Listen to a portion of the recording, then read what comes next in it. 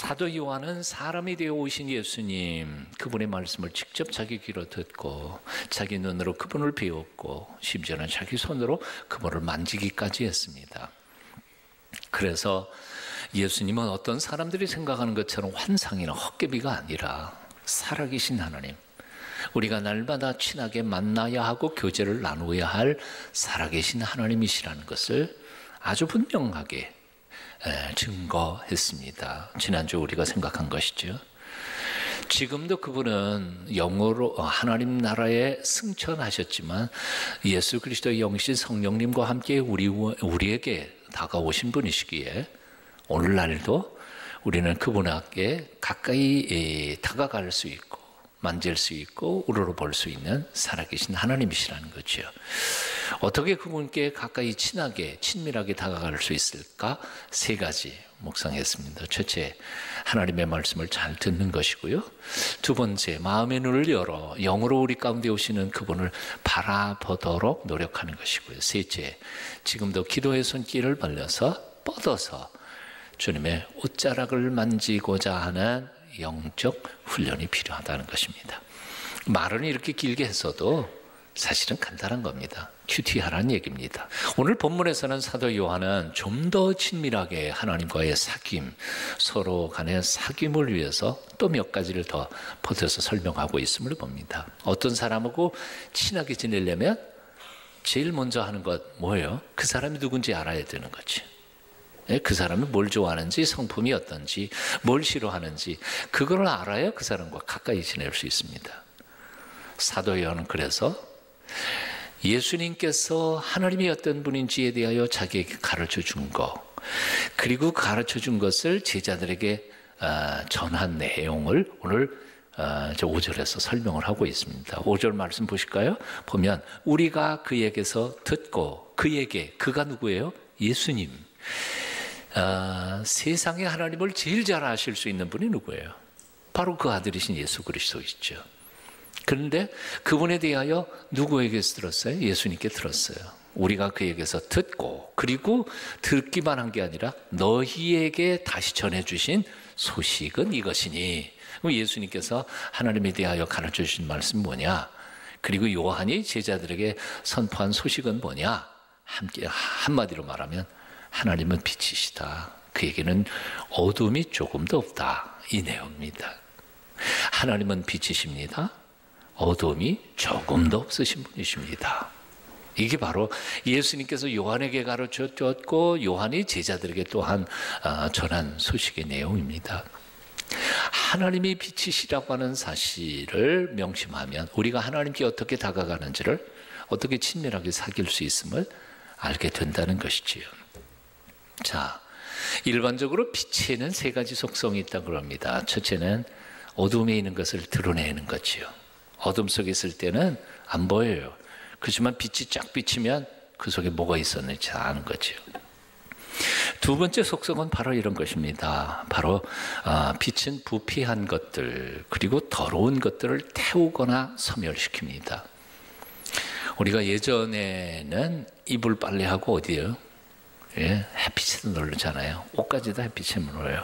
햇빛은 자외선으로 있어서 소멸시키고요, 균을 잡고 깨끗하게 만드는, 빛이신 예수 그리스도는 우리 가운데 오셔서 더럽고 추한 것들을 소멸시키시고 심판하시고 깨끗게 만드시는 살아계신 거룩한 하나님이시라는 거죠. 세 번째, 빛은 이 땅에 존재하는 모든 생명의 근원입니다. 사실 빛이 없다면 식물이 자랄 수 있을까요? 자랄 수 없습니다. 식물이 자라지 못한다면 그럼 동물들은 존재할 수 있을까요? 아니요, 존재할 수 없습니다. 아시는 것처럼 6개월은 어둠 속에 묻혀있는 북극이나 남극은 거기에 사는 사람들은 대개 일조량이 부족해서 정신적으로 우울증에 많이 걸린다고 합니다. 그러니까 여러분, 얼굴 타는 것 때문에 자꾸 숨어들지 마세요. 그늘에만 있지 마세요. 얼굴 타기 때문에 햇빛을 싫어하니까 밤에 잠을 못 자는 거예요. 왜요? 낮에 햇빛을 많이 받아야, 아시잖아요, 뭐가 이렇게 생겨가지고 밤중에 잠을 잘 자는 거예요.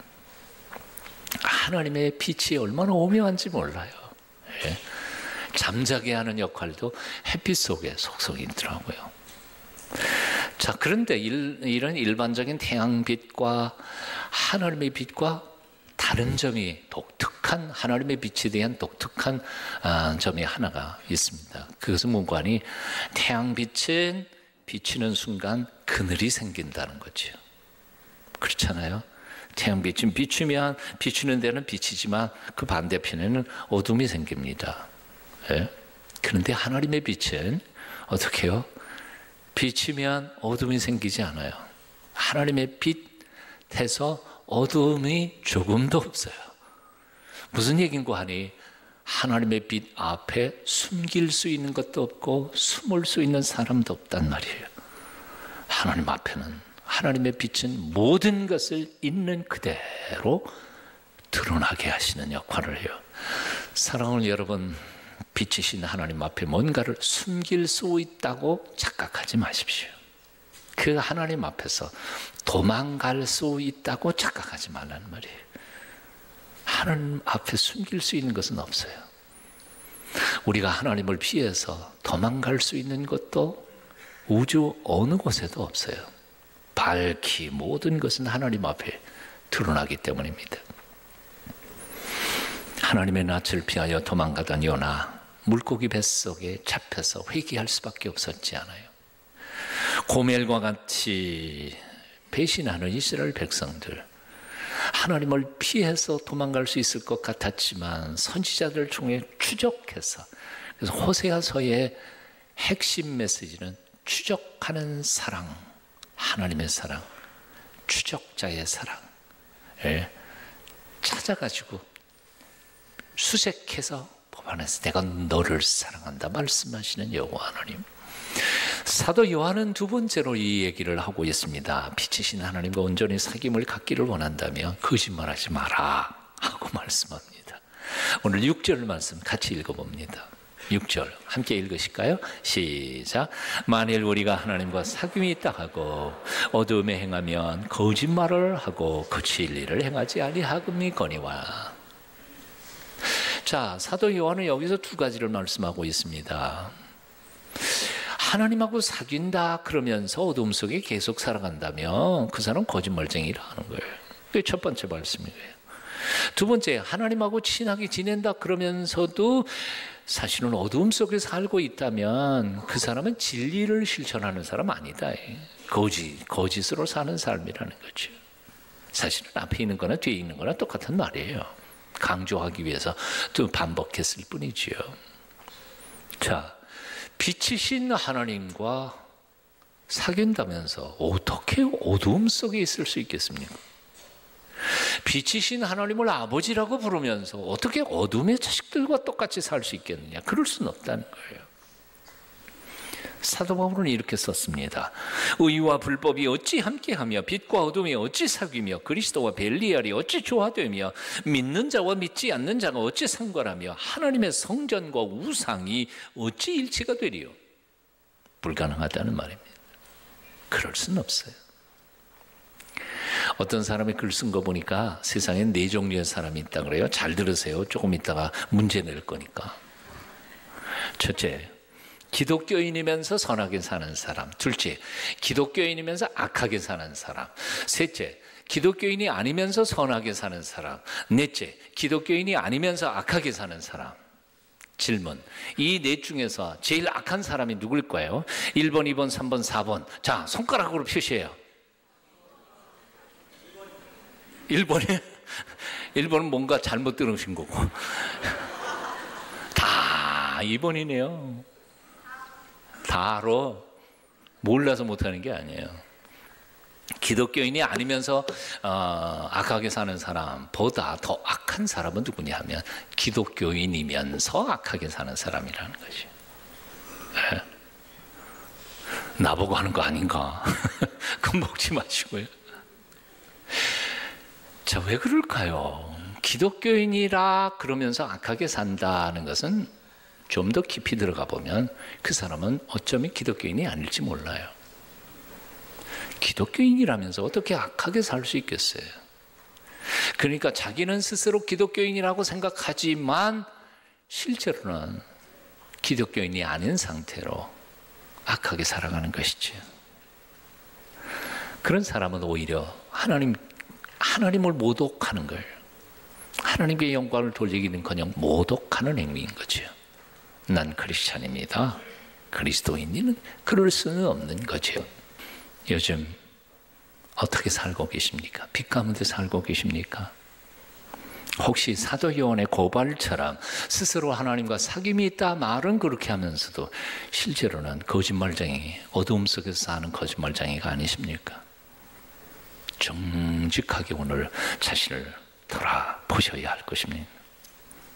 갈라디아서 6장 7절은 이렇게 말씀합니다. 스스로 속이지 말라. 하나님은 만홀히 여김을 받지 아니하시나니 사람이 무엇으로 심든지 그대로 거두리라.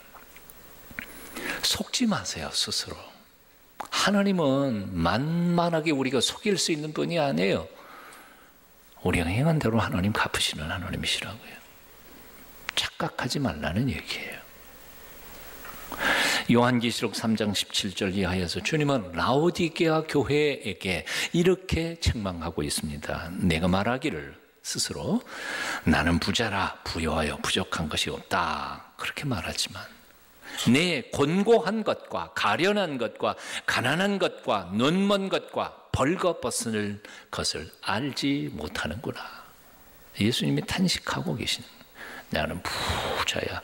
근데 실제로는 따지고 파고 들어가 보면 가난한 사람이에요.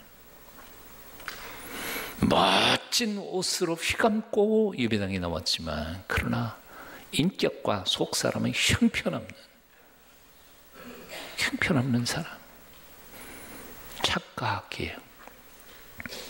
실속은 없는데도 아직도 자기가 부자라고 착각하는 것, 벌거벗었는데도 불구하고 아직도 그것조차 깨닫지 못하는 것, 이것이 바로 라오디게아 교회의 죄라는 것이었습니다. 착각이 사람을 불행하게 만듭니다. 아니, 착각이 사람의 목숨까지도 빼앗습니다. 마지막 세 번째로 사도 요한은 빛 가운데서 걸어가라고 명령하고 있음을 봅니다. 우리 7절 함께 읽습니다. 함께 읽어요. 시작. 그가 빛 가운데 행하신 것 같이 우리도 빛 가운데 행하면 우리가 서로 사귐이 있고 그 아들 예수의 피가 우리를 모든 죄에서 깨끗하게 하실 것이에요. 그가 빛 가운데 행하신 것 같이 우리도 빛 가운데 행하면, 이 행한다는 말이 사실은 오늘날 현대인들에게는, 오늘날 현대 한국인에게는 익숙한 단어가 아닙니다. 행한다, 이 한자어예요. 행이 뭐예요? 갈행, 걸어갈 행이에요. 그래서 영어 번역이면 work의 걷다예요. 빛 가운데서 걸어가는 거예요. 그런데 그 행한다는 말은 단순히 걷다는 말을 의미하는 것이 아니라 사실은 살다는 겁니다. 인생을 걸어간다. 인생길을 걸어가는 게 뭐예요? 인생 사는 거예요. 그래서 빛 가운데 행한다는 말은 직역하면 빛 가운데서 걸어가는 것이고요. 조금 더 의역하면 빛 가운데서 살아가는 것을 의미해요. 자, 그런데 여기 오늘 본문이 굉장히 어려운 본문입니다. 그가 빛 가운데 행하신 것 같이, 예수님께서 빛 가운데서 걸어가시고 사신 것처럼 우리도 빛 가운데서 걸어가고 살면 두 가지 결과가 나와요. 첫째, 우리가 서로 사귐이 있다. 서로는 누구예요? 하나님과 우리 사이에 사귐이 있고 나와 내 사이에 우리 가운데 사귐이 있을 것이다. 여기까지는 쉬워요. 근데 그 다음 하반절이 이게 무슨 말인지 이해가 안 돼요. 그 다음에 뭐라고 나왔냐면 그 아들 예수의 피가 우리를 모든 죄에서 깨끗하게 하실 것이요. 이게 무슨 뜻이에요? 빛 가운데 걸어가게 되면, 빛 가운데서 살면 그 아들 예수님의 피가 여러분들을 깨끗하게 씻어주실 것이다. 흔히 빛 가운데 살아간다는 것을 우리는 뭐라고 생각하느냐면 죄 하나도 안 짓고 깨끗하게 사는 것을 생각해요. 빛 가운데 살아가는 사람, 죄가 하나도 없는 사람, 예수의 피가 뭐 하는데 필요해요? 그런데 사도 요한은 빛 가운데 행하게 되면, 빛 가운데서 걸어가게 되면 예수님의 보혈의 피가 여러분들을 깨끗하게 씻어줄 것이라고 말하고 있다는 거예요. 그러니까 빛 가운데서 걸어간다는 뜻이 죄 하나도 안 짓고 의인으로 똑똑하게 살아간다는 뜻이 아님이 분명해요. 그래요, 안 그래요? 여러분들 자꾸 헷갈리게 만드는 것 같아서 미안한데, 빛 가운데서 걸어간다, 빛 가운데서 살아간다는 것은 죄를 하나도 안 짓는다는 말이 아닙니다. 만일 그런 뜻이라면 하반절에 있는 말씀, 예수님의 피가 우리를 깨끗게 해주신다는 그 결과가 의미가 없게 되는 거예요. 자, 그렇다면 이게 무슨 뜻이냐? 빛 가운데 걸어간다는 것, 빛 가운데서 산다는 것은 도대체 무슨 뜻을 의미하는 것이냐는 거예요. 네. 우리가 맨 처음에 하나님의 빛이라고 말씀할 때 그 빛의 속성에 대하여 말씀을 나누었습니다. 빛이 뭐예요? 어둠을 밝히는 거 아니에요. 드러내는 거예요. 그러니까 빛 가운데 나가는 순간 뭐가 나타나요? 나의 죄가 나타나요. 나의 허물이 나타나요. 빛 가운데 나아간다는 것은, 빛이신 하나님 앞에 나아간다는 것은 대단한 용기가 필요해요. 왜냐하면 죄를 숨기고 싶은 우리, 될 수 있으면 남들도 나의 허물과 잘못을 몰랐으면 좋겠는 우리가 빛으로 나아가 나의 부끄러움을 드러낸다는 것은 결코 쉬운 일이 아니기 때문에 그렇습니다. 예? 그래서 쉽게 말하면 빛 가운데로 나아간다는 것은 나의 허물과 잘못을 그냥 부끄러움을 무릅쓰고 하나님 앞에 내어놓는다는 사실, 부끄러움을 무릅쓰고 형제와 자매들 앞에 나는 이렇게 부끄러운 사람입니다 라고 고백한다는 이야기예요. 이제 이해가 되시죠? 사실 우리 인생들은 모두 자신의 허물을 드러나는 것을 두려워합니다. 그래서 숨기고 감추고 겉을 꾸미게도 있습니다. 어떻게 하든지 숨기고 싶어요. 나 그런 사람 아니라고 말하고 싶어요. 그런데 실제로 나는 내가 잘 알잖아요. 나 완벽한 사람 아니에요. 그런데도 우리는 완벽한 사람으로 사람들에게 보이고 싶고 하나님께도 마찬가지예요. 그러다 보니까 자꾸 숨기고 옳혀놔요.